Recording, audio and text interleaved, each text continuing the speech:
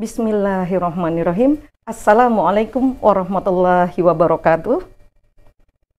Alhamdulillah wassalatu wassalamu ala Sayyidina Muhammad wa ala ali Sayyidina Muhammad.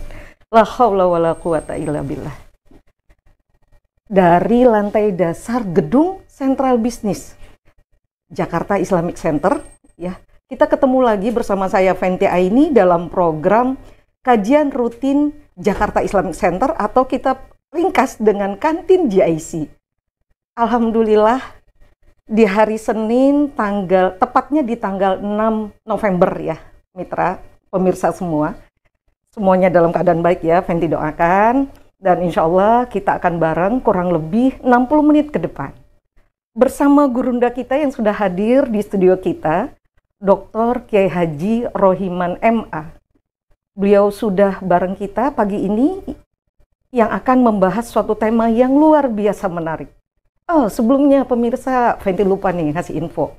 Insya Allah Kantin JIC akan tayang. Kita nih pindah jam tayang. Biasanya setiap Senin kita ada di jam 2, sekarang kita hadir di jam 10. Jadi untuk ke depan kita selalu bareng mitra semua di jam 10 ya.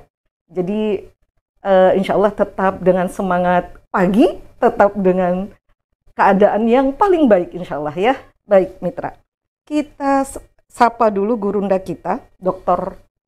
Kiai Haji Rohiman yang sudah ada di samping saya. Assalamualaikum warahmatullahi wabarakatuh, Kiai. Waalaikumsalam warahmatullahi wabarakatuh. Ustazah, sehat Ustazah? Amin, alhamdulillah sehat, Kiai. Sudah lama tidak bersua. Betul, ini betul kajian yang luar biasa ya. Jadi setiap bulannya itu bikin deg-degan. Ini bulan ini kita bahas apa gitu ya, Kiai. Apalagi materi pagi ini, materi yang ngajak kita itu rela nggak rela gitu ya. Judulnya cukup menarik nih pemirsa, qanaah dan penyederhanaan gaya hidup. Masya Allah. Ya Allah, qanaah. Kata qanaah itu ada di depan sebelum kita terjadi, atau di belakang, atau di tengah. Ini yang perlu kita bahas ini nih pemirsa ya. Karena memang susah ya Kiai ya. Tapi kita mau tahu, mohon diberi arahan, diberi pembelajaran bagi kami semua. Monggo Kiai. Bismillahirrahmanirrahim. Para pemirsa Kantin JIC yang saya hormati, orang hidup itu memang perlu harta. Harta dicari, karena pencarian harta memang diperintahkan di dalam Al-Quran. Ini berarti bahwa orang itu boleh-boleh saja menjadi orang kaya. Nah, malah sebaiknya harus kaya ya Kiai. Karena kenapa? Betul. Karena tanpa ada harta bagaimana orang akan mengeluarkan infak, mengeluarkan zakat, terus mengeluarkan zariah, bagaimana dia mau peduli dengan sesama seperti peduli dengan anak-anak yatim, fuqara, masakin, itu kan dengan pakai harta. Iya, betul.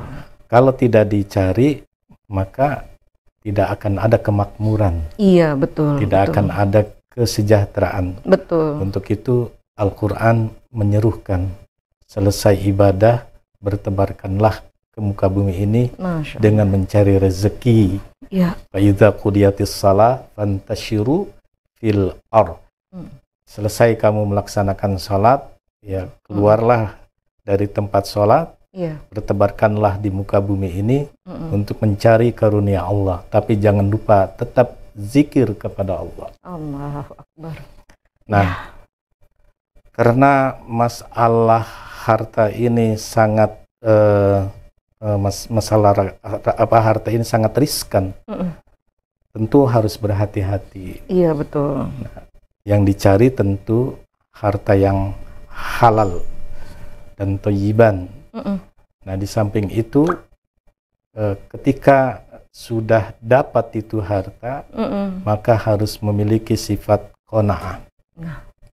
Nah, qanaah itu secara letterlek artinya merasa cukup. Merasa cukup. Iya. Terus senang dengan pembagian Allah. Iya. Nah, terus di samping itu dia merasa puas dengan apa yang telah diberikan oleh Allah. Secara yuridis bahwa qanaah ini termaktub di dalam Al-Quran surat An-Nahl ayat 97. Bismillahirrahmanirrahim.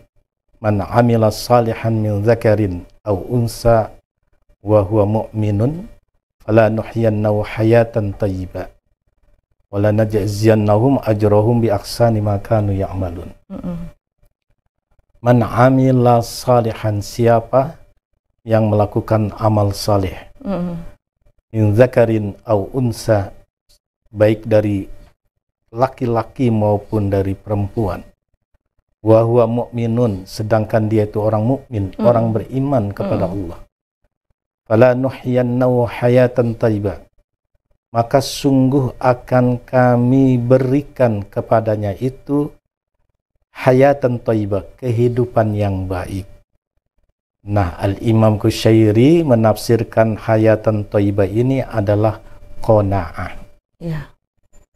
Jadi qanaah ini adalah sebuah sikap di mana merasa bahagia dengan apa yang telah diberikan oleh Allah. Merasa cukup dan tidak akan melawan di luar daripada kemampuan dan di luar daripada melebihi daripada kebutuhan. Oh gitu.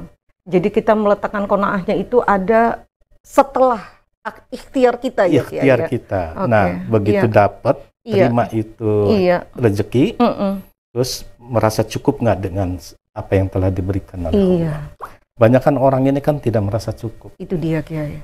Itu dia Kiai. Akibatnya muncul sifat toma. Betul. Dari toma ini akan memunculkan sifat-sifat buruk yang lainnya. Betul, tidak terpuji lainnya. Betul. Nah, Ibnu Athaillah dalam kitab Ibnu Athaillah mengatakan dalam kitab Hikam Ibnu Athaillah itu dikatakan ma basaqat aghsanu zullin illa ala badrin toma. Tidak akan berkembang kehinaan bagi seseorang kecuali pada dirinya ada sifat toma.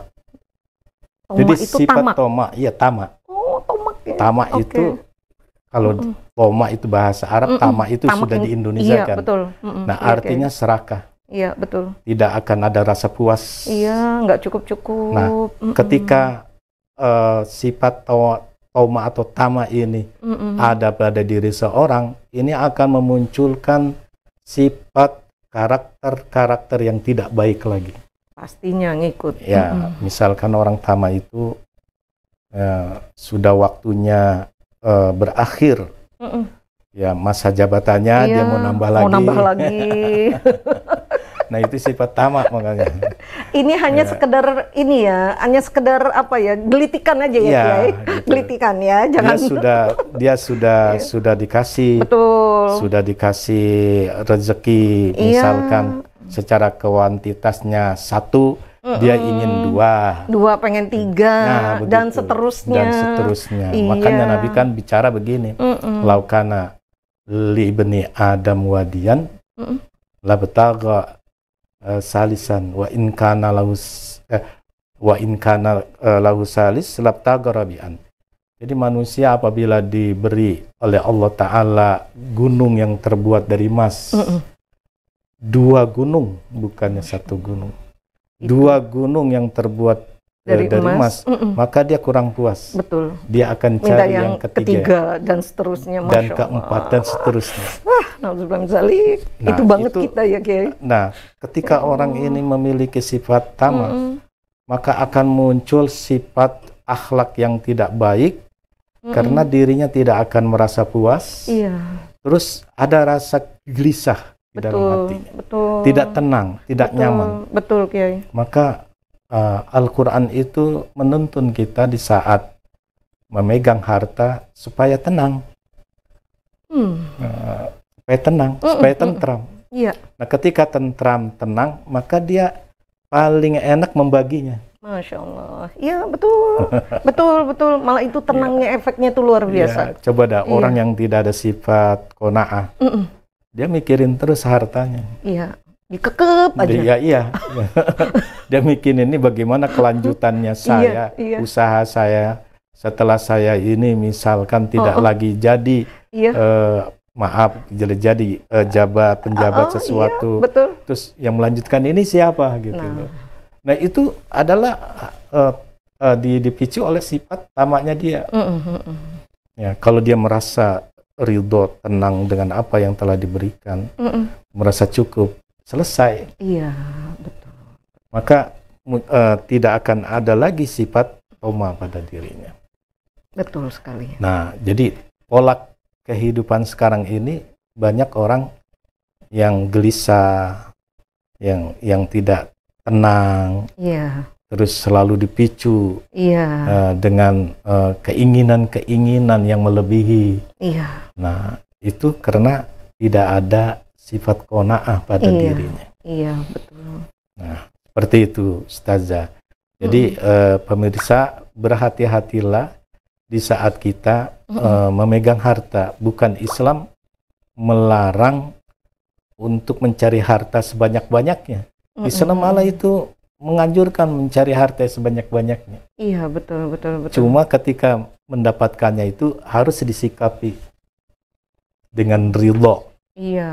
Kan tidak mulus di saat orang itu berjuang untuk mencari nafkah. Iya, itu udah pasti, Kiai. Jadi memang bukan hal yang gampang. Setelah kita berjuang mati-matian, istilahnya kalau dalam sekarang apa itu ya ketek udah jadi kuning apa gitu istilahnya, Kiai. Iya kan sampai kayak gitu. Tapi yang didapat masih kecil, sehingganya lah kalau misalnya dia dengan usaha sedikit aja bisa gede, lah kita yang sudah anggaplah berpeluh-peluh berdarah-darah tapi nggak dapat apa-apa gitu loh. Jadi lupa orang itu bahwa qanaah ini adalah sebuah investasi yang tidak akan ada habis-habisnya. Karena dia mengejarnya dunia, bukan sisi lain kan boleh saja mengejar dunia, cuma harus ada balance, gitu harus ada keseimbangan. Gitu. Iya. Nah, boleh mengejar dunia, sisi lain pun harus mengejar akhirat. Nah, di akhirat ini adalah investasi. Nah, apa yang disebut dengan investasi? Qanaah itu.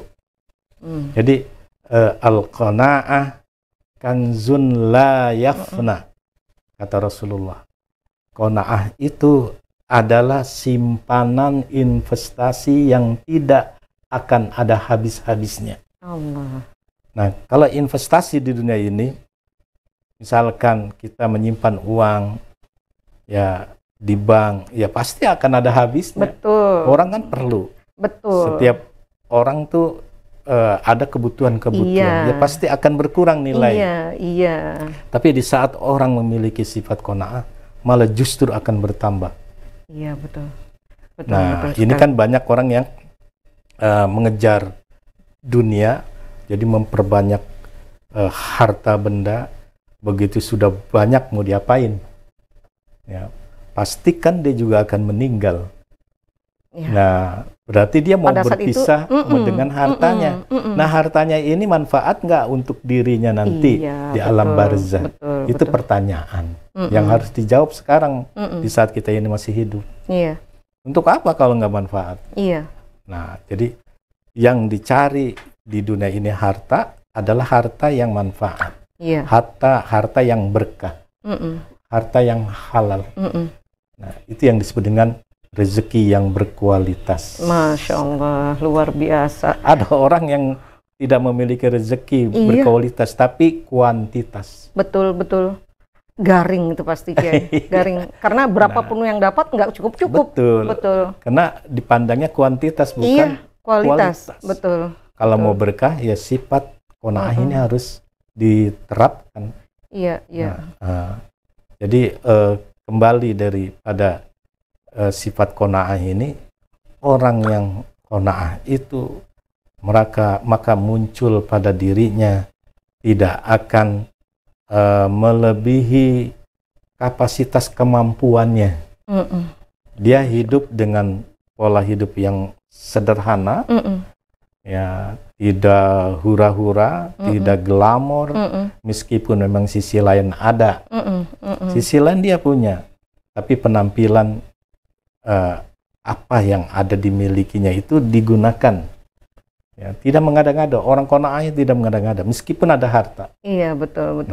Dia lebih menggunakan hemat. Oke. Walaupun sekarang kita lihat kita tadi ngomong tentang kualitas, maka pada saat kondisi sekarang Qanaah itu berarti ada di tingkat dengan porsinya masing-masing orang gitu ya Kiai. Jadi nggak bisa kita katakan artis itu nggak ada sederhana-sederhananya, nggak bisa juga ya Kiai. Atau kita sendiri ya ukuran kita mampu, tapi bagi mereka yang melihat maksain apa semua gitu ya Kiai ya. Iya, jadi banyak orang yang memaksakan kehendak, padahal sudah ditentukan rezekinya oleh Allah. Contoh, ketika mau reunian nih, kebiasaan kita yang mau reuni. Oh iya. Takut di hatinya dipandang rendah. Betul. Dipandang sepele. Betul. Padahal dia punya mobil, mobilnya yang biasa aja. Iya. Supaya kelihatan wah gitu. Sudah berhasil. Dia akhirnya minjem Mercy kawannya. Supaya apa? Supaya bilang penampilannya itu, oh dia orang lumayan. Ini orang nggak punya sifat qanaah yang seperti ini. Pun demikian ketika kita ada pasangan suami istri, mungkin dia diundang dalam satu acara perkawinan. Nah, sebenarnya kan lebih baik dengan kendaraan yang ada. Tapi dia paksakan untuk meminjam kendaraan yang mewah gitu loh. Padahal dia juga tidak memiliki perhiasan. Iya, betul. Jadi istrinya ini disuruh minjem perhiasan kawannya gitu loh. Biar kelihatan dulu. Supaya ada harga diri. Betul, katanya. Supaya kelihatan tidak susah. disepelekan. Nah, ini orang nggak percaya kepada Allah Subhanahu wa Ta'ala. Padahal ada jaminan. Nggak begitu. Ya, nggak bisa tidak mau melakukan seperti itu. Itu ada solusinya. Iya, solusinya apa? Untuk apa orang mau pakai pakaian mewah, kendaraan mewah, tapi hidupnya selalu dikejar-kejar. Betul sekali. Oleh keinginan-keinginan yang sifatnya fiktif. Topeng. Ya iya. Gitu. Pakai topeng doang. Untuk apa yang kayak begitu? Jadi kan dia gelisah. Iya. Nah, tipe orang seperti ini. Ketika ada tetangganya ya beli mobil baru, terus punya kendaraan baru, terus dia terkenal namanya, dia muncul sifat iri di situ. Masya Allah. Oh, kenapa saya nggak seperti itu? Betul. Ya, jadi dia, nah inilah yang disebut dengan ar-ridha bi taqsimillah. Senang dengan pembagian Allah. Jadi qanaah itu bisa melahirkan rasa sukanya atas pembagian Allah. Nah, kita kan kadang-kadang melakukan hal-hal yang tidak sesuai dengan kemampuan. Iya, betul Kiai. Bahkan di luar kemampuan. Betul Kiai. Terus kadang-kadang berlebihan di dalam melakukan. Nah, ini kan bahwa dirinya tidak merasa cukup. Iya. Tidak qanaah ya. Bisakah kita katakan qanaah itu ya mungkin kepatuhan di situ Kiai. Iya. Kepatuhan ya dengan segala keadaan. Ya. Iya. Karena memang harus gitu loh. Ya, jadi kepatuhan terhadap penyesuaian keadaan. Betul, kepatuhan terhadap penyesuaian keadaan. Jadi nggak bisa maksain lagi, nggak usah. Bener. Ya, kan sekarang kan kadang ada slogan biar miskin asal kesohor ya. Betul, iya. Jadi gini, tekor asal kesohor. Tekor asal kesohor, iya bener ralat. Iya. Mohon maaf karena mungkin dia punya, saya lihat begitu Ustazah. Iya benar. Ada yang dia sudah pensiun, terus biasa diundang di tempat-tempat yang high class itu ya. Terus dia punya anak perempuan mau dinikahkan. Pada saat itu dia sudah tidak lagi seperti dulu segalanya mampu. Iya, betul. Terus dia nggak mampu, jadi memaksakan diri. Iya, betul. Iya, jadi mohon maaf, hal-hal yang seperti ini jadi bikin susah sendiri. Banget. Bikin susah sendiri. Efeknya itu panjang. Ya, jadi, nah ini disebabkan kenapa? Karena tidak menyesuaikan kemampuan yang ada. Iya, kalau susah banget mengingat kata qanaah, berarti ya katanya itu kita gantilah ya, memaksain tuh ya. Memaksakan kehendak, nggak ridho. Allah kasih segini, ya pastilah kita ukuran manusia. Kapan sih cukupnya? Iya, betul. Jadi orang yang sifat qanaah, meskipun dia memiliki jabatan tinggi, tidak dihargai sama orang. Saat itu misalkan orang tidak tahu bahwa dia memiliki jabatan, dia hadir dalam satu acara, rupanya orang tidak tahu bahwa dia itu punya jabatan. Misalkan diremehkan, dia tidak marah. Iya, benar. Dia tidak marah, dia biasa-biasa aja. Iya, gitu. Benar. Nah itu orang yang merasa pada saat itu disesuaikan dengan keadaan. Ya Allah. Nah, kan kebanyakan orang gini. Iya. Kalau dia punya jabatan, terus namanya cukup terkenal, terus tiba-tiba dia datang dalam satu acara, orang sikapnya tidak menghormati. Ini akan ada rasa di hati itu gimana? Kok saya dianggap apa di sini? Iya, lu mah gue datang. Ya. Kenapa? Pada dirinya dia tidak memiliki sifat qanaah.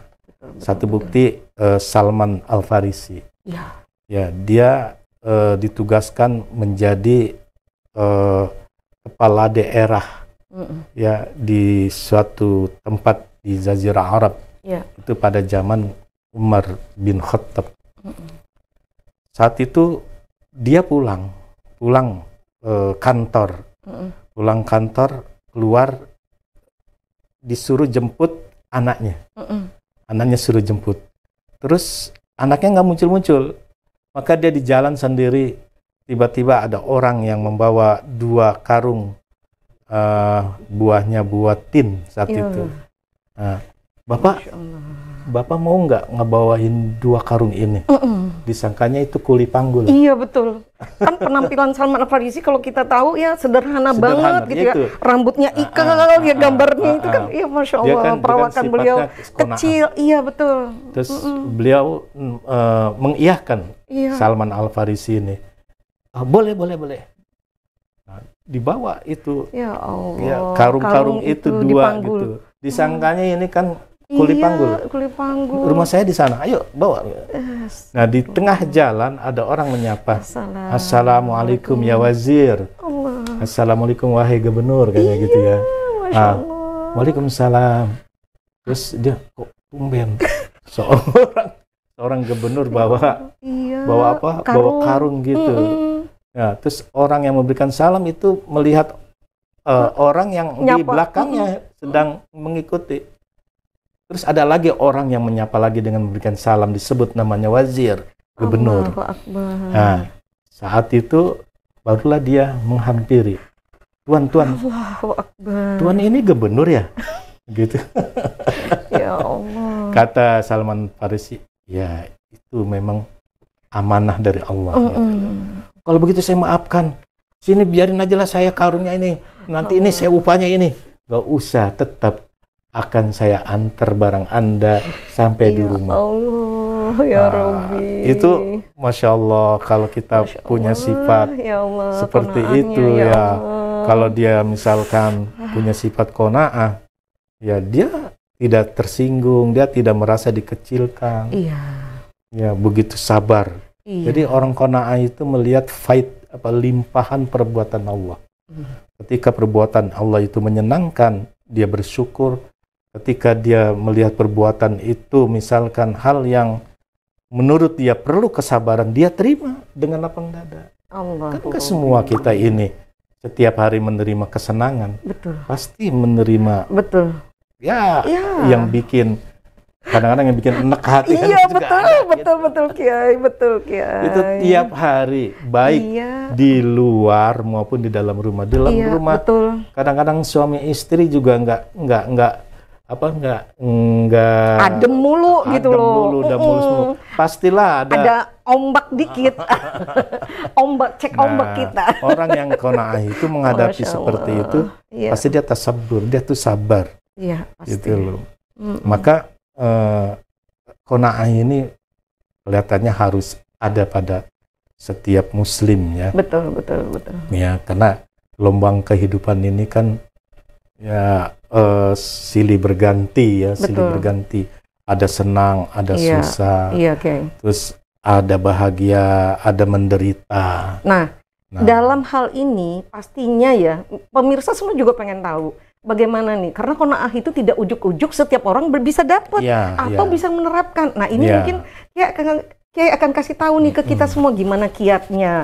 Pastinya sikap kita itu bagaimana awalnya, apakah perlu latihan atau pasrah aja, nggak juga kan Kiai? Iya, gimana tuh Kiai? Ya, qanaah ini bisa didapati oleh seorang apabila dia memperhatikan pada surat An-Nahl ayat 97 yang pertama itu man amila sholihan. Siapa yang beramal soleh, berarti syaratnya dia melakukan amal soleh. Amal soleh dulu. Wa huwa mu'minun, dan dia harus beriman kepada Allah. Berarti kepada Allah. Ketauhidannya itu diperdalam. Ketika dia sudah mengetahui tauhid yang begitu diperdalam, berarti dia sudah mengenal Allah. Nah, apa yang telah terjadi tidak akan muncul perbuatan yang lain kecuali perbuatan Allah. Baik buruknya dia terima. Nah, ini akan menyadarkan hati dia bahwa dirinya tidak memiliki daya upaya. Allah. Ya, berarti kan pemahamannya dari sini. Nah, di saat Allah Ta'ala memberikan kesenangan, maka dia berpikir, ini kesenangan ini bisa melalaikan diri saya apa tidak? Jangan kita ini pede ketika kita ini dikasih kesenangan, Allah lagi baik sama kita. Betul. Padahal boleh jadi kesenangan itu justru mencoba diri kita.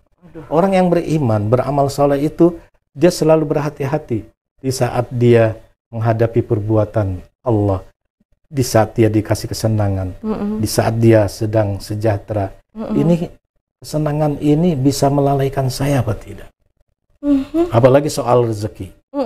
Nah, soal rezeki, dengan walaupun itu halal, rezeki itu halal, diperbanyak, maka dia akan bertanya, rezeki saya ini akan manfaatkah untuk anak saya, istri saya dalam beragama, dalam beribadah? Untuk apa kalau tidak manfaat untuk beribadah? Allahu Rabbi. Ya, kan kebanyakan orang punya rezeki banyak, tapi tidak manfaat untuk beribadah. Ya, itu yang paling kita khawatirkan. Betapa banyak orang yang kaya raya, begitu diajukan proposal sama seseorang untuk mengadakan pesta hura-hura yang menurut saya pribadi tidak akan ada gunanya, tapi dia nyumbangnya banyak. Iya, benar. Pada untuk, ya karena gimana gitu ya. Dia nyumbangnya banyak, poya-poya. Terus maaf, dia sering memberikan kepada orang-orang yang lagi pesta. Ya. Terus kita bandingkan, ada orang yang mengajukan proposal, misalkan peringatan Maulid, peringatan Isra Mi'raj, terus ada santunan anak-anak yatim, tapi dia nyumbangnya sedikit. nyumbang, tapi sedikit, asal jangan dibilang orang ini tidak ada peduli gitu loh. Betul. Itu doang sebenarnya. Nah, ini artinya bahwa dalam dia memanage hartanya itu, hartanya ini kurang bermanfaat. Ya salam, na'udzubillah min dzalik. Kalau harusnya sampai kita gitu ini bermanfaat harta kita. Iya, betul Kiai. Walaupun sedikit bermanfaat. Nah, orang yang qanaah itu maunya ya harta ini bermanfaat. Ya, karena manfaat itu akan membuahkan keberkahan. Dan keberkahan itulah akan melahirkan kesenangan, kebahagiaan, dan ketenangan batin. Masya Allah. Untuk apa punya harta tapi nggak tenang batinnya. Betul, betul sekali. Seperti itu. Jadi sikap kita, bagaimana? Kenapa kita harus bersikap qanaah? Ya balik-balik lagi karena memang itu juga demi tujuan akhirnya kita membutuhkan ketenangan. Ya, menuju ketenangan itu banyak hal yang harus kita siapkan. Pertama tadi seperti kata Kiai, kita perlu ada pembelajaran tentang tauhid kita yang memang itu tidak sekonyong-konyong langsung datang. Jadi tauhid itu bukan karena keturunan doang ya Kiai ya. Harus dicari. Harus dicari. Kita harus belajar ya. Kemudian nanti diimplementasikan. Nah ini berarti perlu latihan ya Kiai. Perlu latihan bagaimana mengelola harta kita supaya bermanfaat, walau dikit tapi ada manfaatnya ya Kiai. Allahu Akbar, berat juga ya Kiai ya. Nggak sekonyong-konyong. Kayaknya hidup sederhana itu ngomongnya gampang Kiai. Karena kan kita cuma dapat adanya dikit. Ya udah sederhana aja. Tapi sederhana pun belum tentu qanaah. Nah ini gimana korelasinya antara qanaah dan kehidupan sederhana itu? Ya, jadi penyederhanaan gaya hidup itu dimotivasi oleh sifat qanaah. Motivasi ini karena dia sudah memiliki sifat qanaah. Nah, penyederhanaan gaya hidup itu artinya dia mampu ya melakukan sesuai dengan kemampuannya dan dia tidak melakukan hal yang berlebihan. Ya, contohnya, ya dia mampu beli pakaian bagus dan mahal. Ya, dan dia orang kaya misalkan, dia orang disegani. Gitu. Ya, tapi dia ambil manfaat bukan pelit, tapi manfaat ketika harta itu dikeluarkan untuk beli baju. Untuk apa beli baju baru? Ya kan, sementara saya ada tanggungan untuk memberikan anak yatim. Untuk pada saat itu mau membiayai sekolah anak yatim. Nah, dia ambil pakaian yang lama saja di lemari. Kayaknya ini juga masih layak untuk datang ke pesta. Allahu Akbar. Nah, itu orang bukannya pelit, tapi dia lebih mengutamakan kepentingan orang banyak. Wah, ini agak wanti-wanti nih sama yang para perempuan ini, para wanita ini. Sedikit ini kayaknya. Ya, mohon maaf. Sekarang ini kan orang bergaya, ya bukan bergaya hidup yang apa ya, yang berlebihan kalau saya lihat itu. Ya, sudah tahu bahwa bajunya sudah banyak di lemari karena dia diundang sama kawannya dalam pesta perkawinan. Dia bilang sama suaminya, "Mas, kelihatannya kan ini baju ini sudah dipakai." Udah 2 kali loh, baru 2 kali tapinya loh, baru 2 kali. Masa ini lagi nih lagi? Aduh. Akhirnya dia minta kan menuntut suaminya.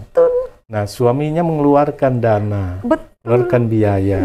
Seharusnya kan biaya ini untuk yatim, untuk infak, untuk Jumat berkah. Akhirnya untuk baju lagi. Kadang-kadang, mohon maaf ibu-ibu ya. Kadang-kadang baju sudah ditemukan, terus kena warnanya ini kuning, maka dia harus beli kudungan yang warna kuning lagi. Ya, terus kuning sudah ditemukan. Akhirnya disesuaikan dengan sepatunya. Nah, belum ya, tasnya. Selopnya, terus tasnya harus disesuaikan. Nah, itu kan biaya. Biaya itu mah. Itu kan biaya.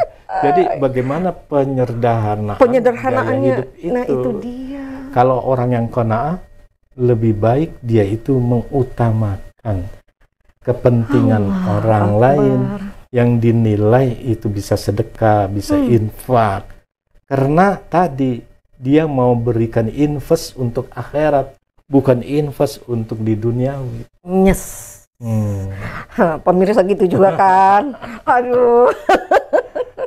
Ya Allah. Jadi banyak hal sebenarnya harus meluruskan ya gaya hidup, terutama gaya hidup kita dan kaum ibu.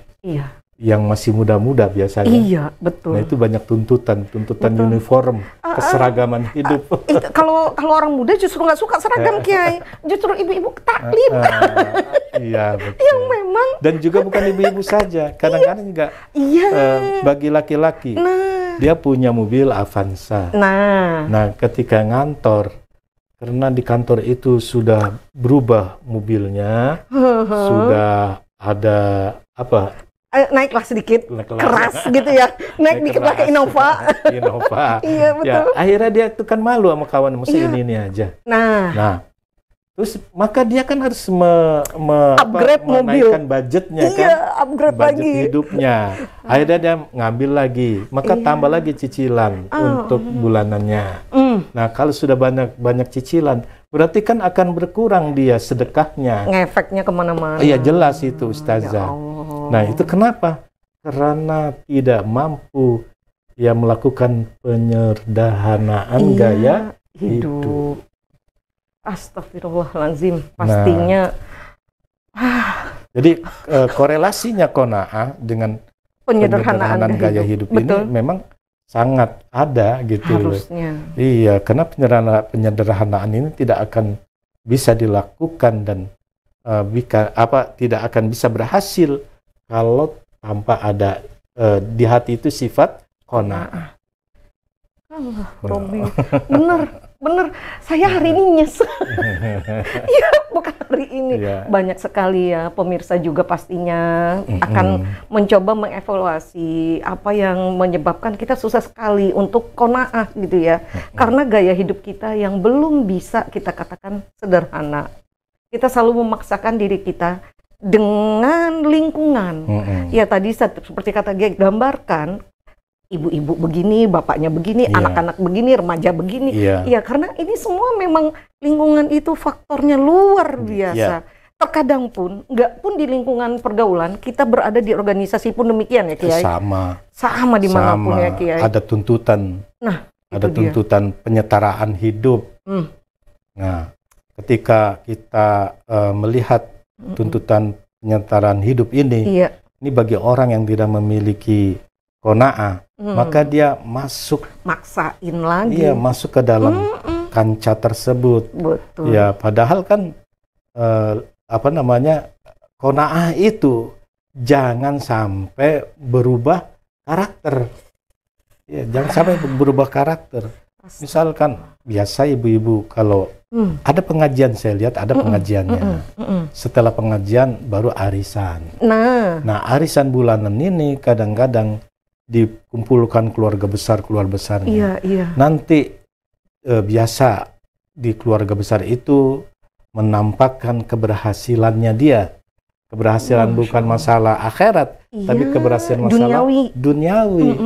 Nah, disitulah baru ada semacam berlomba.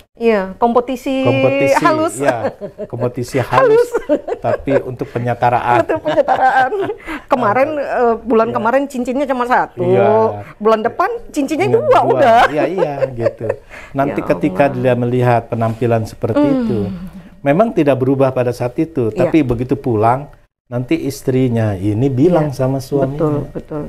Nah, bilang suami sebenarnya kemampuan rezeki suami ini terbatas. Akhirnya dia memaksakan diri sampai dia minjam-minjam. Nah, inilah akibat tidak qanaah. Nah, gitu loh. Jadi qanaah ini justru bikin tenang. Orang yang seperti itu menuruti penyetaraan hidup itu nggak tenang, gelisah terus. Iya. Bahaya sekali. Sangat bahaya sekali. Karena kenapa? Orang qanaah ini syaratnya amal soleh dan keimanan dan ketauhidan. Karena orang yang tidak bisa mengikuti orang yang terpancing dengan penyetaraan hidup ini, itu mulanya adalah karena cinta dunia. Ya, hubud dunia. Iya, betul. Nah, hubud dunia ini adalah ra'su kulli khati'ah, pangkal dari segala kesalahan. Dari segala kesalahan. Iya, pangkal dari kesalahan. Misalkan kita ngikutin gaya hidup yang mewah, harga gaya hidup yang tinggi, high class gitu loh. Ini kan nuntut suami. Suami pemasukannya terbatas, akhirnya dia memaksakan diri untuk mendapatkan barang yang mewah itu sambil dia utang. Iya, betul. Nah ini kan pangkal dari segala kesalahan. Iya. Karena mengikuti cara begitu akhirnya sengsara sendiri. Itu kan salah sendiri. Nah kenapa? Karena hubudunnya. Nah dalam konsep keimanan, maka bagaimana kamu akan bercahaya hati kamu? Ini menurut Ibnu Athaillah. Kaifa yasruku qalbun suwarul akhwan muntabi'atu fi mir'atihi. Bagaimana cahaya hati ini akan bersinar sementara di hati kamu masih banyak bayangan-bayangan dunia. Allah. Ya, karena bayangan dunia ini akan memicu pada saat itu kelalaian. Nah, pasti. Dari kelalaian ini akan muncul peran nafsu yang tinggi. Iya. Dari peran nafsu yang tinggi akan bisa mematikan hati. Nah, kalau orang yang ahli ibadah, dia selalu dia zikir, dia bersyukur. Iya. Ya, apa yang telah diperoleh rezeki pada saat itu, dia terima dengan lapang dada, dia nikmati, dia syukuri. Sebegitu pun udah enak sebenarnya, udah tenang. Iya, betul. Nah, jadi ini kebanyakan pasangan suami istri kalau tidak memiliki sifat qanaah, maka salah satunya ada tuntutan. Pasti. Tuntutan hidup. Iya, betul. Ya kalau kita nggak berubah diri, alasannya gitu kan. Iya. Bagaimana kalau kita nggak usaha? Iya. Ya usaha. Tetap usaha, cuma kan menurut kemampuan, jangan di luar kemampuan. Iya, sekarang ini misalkan kuantitas rezekinya, misalkan terbilang 10, terima aja 10, nggak bisa. Pada saat itu harus 20. Betul. Ya, misalkan kadarnya 10, terima aja 10 dulu itu. Dikelola dengan baik 10 ini. Ya, sekarang ini Kiai, ya semuanya kebutuhan harganya naik mahal. Betul. Nah, gimana dong? Bagaimana caranya begitu? Nah, maka keluarkan yang 10 itu dengan menurunkan kebutuhan dan harus menerima kenyataan. Misalkan cukupnya beli sayur kangkung, sayur asem, ya itu aja, jangan melebihi itu. Kita harus bisa menerima itu. Ya cukupnya dari 10 kuantitas rezeki itu hanya beli ikan yang murah atau tempe tahu. Jangan melebihi dari target itu. Ini kan karena kita ini ada ada melebihi dari target. Akhirnya pusing sendiri. Nah, emang begitu. Astagfirullah. Ya, ini mohon maaf ibu-ibu ya. Ini masalah dapur aja harus diungkapkan karena sifat qanaah ini maaf saja ya hampir hilang di dalam kehidupan rumah tangga. Akhirnya yang susah itu adalah suami istri itu sendiri. Betul. Kalau misal menerima kenyataan, ya ikhlas dengan apa yang telah diberikan oleh Allah, jalanin aja itu. Iya, gitu. Kalau orang dulu tuh yang penting ada nasi ya. Lauk pauk bisa sama garam katanya gitu ya. Lauk pauk dengan lalapan dan sambal juga udah cukup. Gitu. Jadi kalau hari ini tempe, besok lagi tempe, lusa tempe. Nah, ya udah terima. Maka gini, ajarkan. Bapaknya juga jangan nanya, kok ikannya kapan? Betul, gitu. Ajarkan anak-anak kita. Iya, betul, Kiai. Dengan konsep menerima rezeki Allah dengan lapang dada. Ajarkan. Karena di lingkungan sekolah itu bermacam-macam anak-anak itu, ada yang bergaya-gaya hidup yang lebih tinggi ada. Ajarkan ya anak-anak kita ini pola hidup sederhana. Supaya apa? Supaya jangan terpengaruh dengan lingkungan. Ya biasalah di sekolah itu plural sifatnya. Ada anak orang kaya, ada anak orang miskin, ada orang yang sama sekali memang tidak mampu. Nah, kita harus bergaya yang sifatnya ya sederhana saja. Itu disesuai dengan kemampuan. kan ada lama-lama jadi kita gengsi anak kita itu. Iya, misalkan mama ini HP udah 3 tahun 4 tahun gak ganti-ganti mah. Yang lain sudah ganti HP. Iya betul. iPhone. Saya belum ganti HP. Masya Allah. Malu dong mah. Maka ajarkan anak-anak kita itu. Jadi ajarkan apa? Ajarkan hal yang manfaat. Artinya gini nih, punya benda misalkan HP, kalau masih berfungsi, masih bisa bermanfaat, ya gunakannya itu. Iya. Yang penting bisa berkomunikasi. Betul. Gitu. Walaupun nggak gampang ya pemirsa, karena kasus yang beredar yang di tengah kita yang memang lagi tren itu kasus flexing. Iya, flexing. Itu karena orang tua pun punya kemampuan dan pastinya orang tua juga ngajar yang baik-baik di rumah. Ya, betul. Tapi terkadang anak lupa diri, ya Kiai. Jadi hal-hal yang kayak gitu, ini memang kompleksitas. Bagaimana caranya rumah tangga pastinya unit terkecil dari suatu hukum negara, itu namanya rumah tangga, itu bisa ngebentuk pastinya dari seorang ayah, dari seorang figur bapak selaku nahkoda, ya Kiai ya. Iya. Nah mau nggak mau, konaah itu berarti bapaknya dulu Kiai. Iya, bapaknya, ibunya, baru kesepakatan. Iya, kesepakatan anak-anaknya.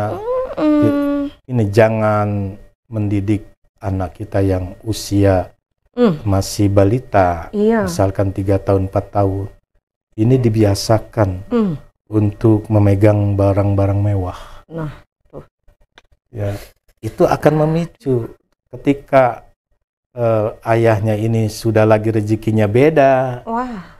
Ya, ibunya sudah rezekinya beda. Ini nanti kena kebiasaan enak ini anak. Ini nggak mau dia menerima di saat hidup susah. Betul. Nah, itu saya lihat banyak yang seperti itu. Banyak. Anak sekarang begitu lahir, kendaraan sudah ada. Oh iya, betul. Motor sudah ada. Betul. Mobil handphone sudah ada. Udah ada. Semua sudah dari anak lengkap. SD dulu tuh susah handphone, tapi sekarang udah. Kalau zaman saya kecil mau beli buku saja susah. Sekolah jalan kaki gitu.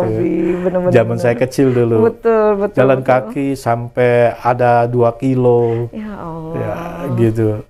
Terus pulang juga harus lewat galengan sawah-sawah itu. Masya Allah. Gitu.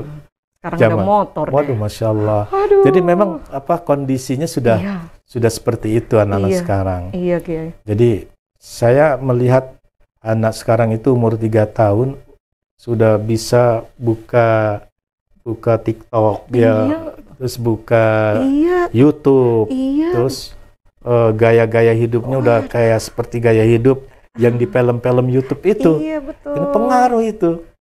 Hedonis. Nah, udah jelas hedonis yang kayak seperti itu. Iya, benar. Masya Allah. Nah, kenapa? Karena orang tua lalai dalam melihat keberadaan benda itu yang dimana sedikit manfaat tapi banyak mudarat, gitu.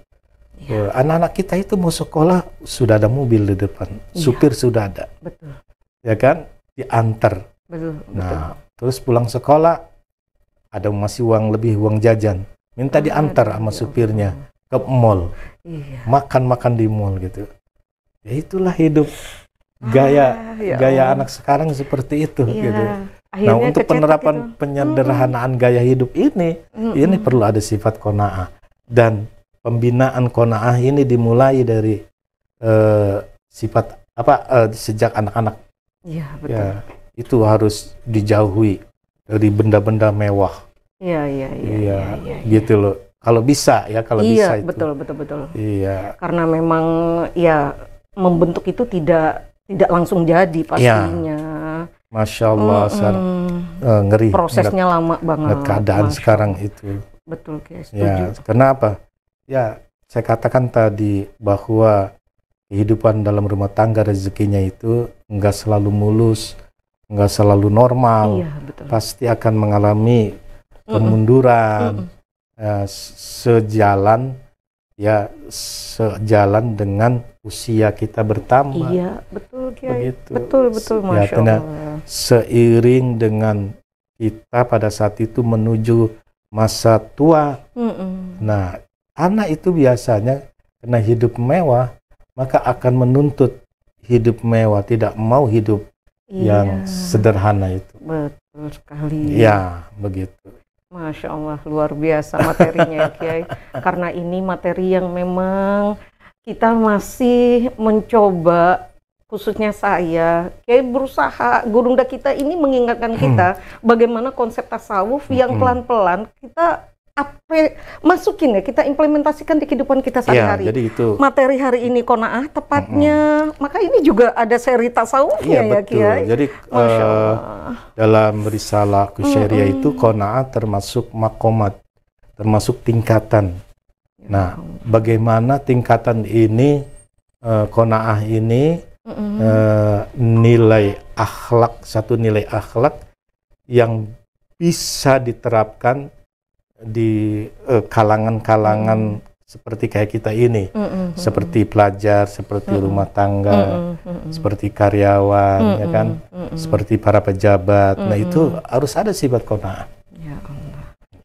Begitu Ustazah. Masya Allah. Ya. Iya, mudah-mudahan harapan saya ini sifat qanaah bisa implementasikan